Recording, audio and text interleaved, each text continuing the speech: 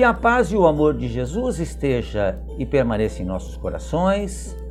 Agradeço a todos vocês que têm assistido aos nossos vídeos, têm feito comentários também, têm se inscrito em nosso canal. Já passamos de 400 inscritos. Estamos chegando em quase 200 vídeos postados.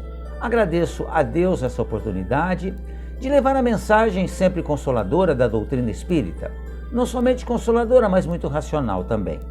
O tema desse nosso vídeo é: você sabe o que é o livre-arbítrio? O termo livre-arbítrio, com o qual nos deparamos constantemente no estudo da doutrina espírita, é a capacidade de escolher, dentre as várias alternativas que nos surgem, aquela que julgamos ser a mais conveniente e desejável, permitindo-nos assim determinar o que queremos para nós. O Livro dos Espíritos nos ajuda muito com relação a esse tema. Na questão 114, encontramos a seguinte pergunta: os espíritos são bons ou maus por natureza? Ou são eles mesmos que se melhoram? A resposta: são os próprios espíritos que se melhoram e, melhorando-se, passam de uma ordem inferior para uma ordem superior. Com o estudo do Espiritismo, podemos aprender que todos nós fomos criados por Deus, simples e ignorantes, para que conhecêssemos a diferença entre o bem e o mal, e dessa forma evoluíssemos por nossos próprios méritos. E foi necessário, e é necessário, a união nossa do espírito a um corpo físico. Então, desde a criação, estamos progredindo, através de milhares de reencarnações. Outra questão também no Livro dos Espíritos: Deus não poderia isentar os espíritos das provas que devem suportar para alcançarem a primeira ordem, a ordem dos espíritos puros? A resposta: se eles tivessem sido criados perfeitos, não teriam mérito nenhum para desfrutar os benefícios dessa perfeição. Onde estaria o merecimento? Sem a luta? Cada um de nós tem efetuado essa evolução da sua própria maneira e ritmo, fazendo com que o resultado de todas as escolhas e atitudes, comportamentos adotados no decorrer de nossa trajetória existencial, que definissem o que somos na atualidade.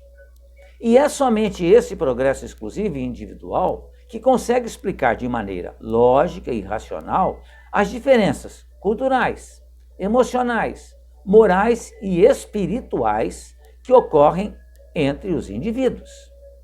Por isso que o livre-arbítrio, dado para nós por Deus, vai nos definindo através da liberdade que nós temos de agir. Por que certos espíritos seguiram o caminho do bem e outros o caminho do mal?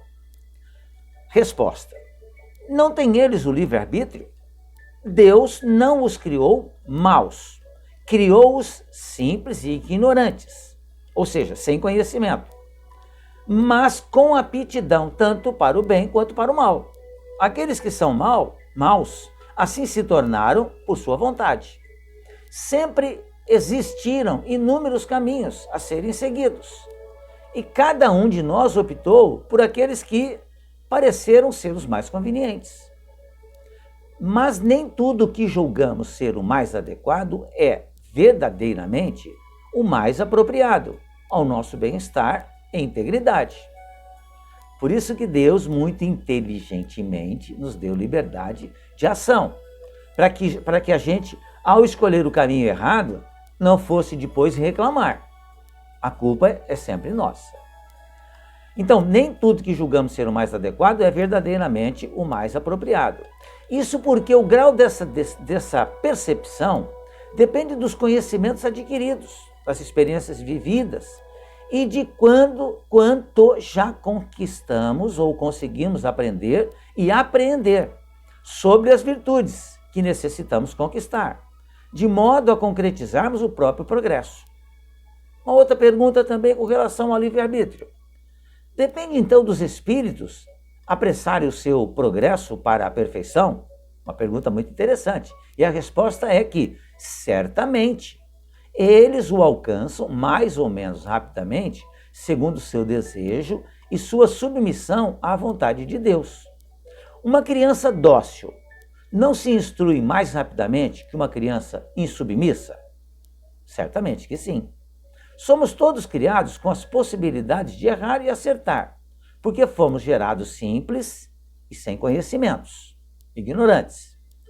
E para incrementarmos ainda mais nossa bagagem evolutiva, precisamos buscar novos aprendizados, treinar aptidões, estar receptivos às várias experiências da vida.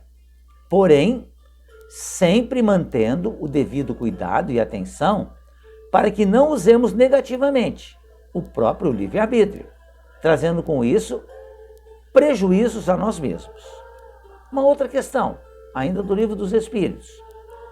Como podem os espíritos em sua origem, quando não têm a consciência de si mesmos, desfrutar da liberdade da escolha entre o bem e o mal? Existe neles um princípio, uma tendência qualquer que os incline para um caminho, ou mais para um caminho do que para outro? A resposta: o livre-arbítrio se desenvolve à medida que o espírito adquire a consciência de si mesmo. Ele não teria mais liberdade se a escolha fosse determinada por uma causa independente da sua vontade. A causa não está nele, está fora dele, nas influências, a que cede em virtude de sua vontade livre. Paulo de Tarso, consciente de que pelo uso da faculdade de pensar, o homem deve construir dignidade e paz de espírito. Por isso ele nos legou, na carta escrita aos Coríntios, uma frase extraordinária: todas as coisas são lícitas, mas nem todas convêm. Todas são lícitas, mas nem todas edificam. Então, quando nós falamos de livre-arbítrio, falamos de algo que nós sempre desejamos, que é liberdade. É querer poder fazer todas as coisas. E aprendemos com a doutrina espírita que sim, nós podemos fazer todas as coisas.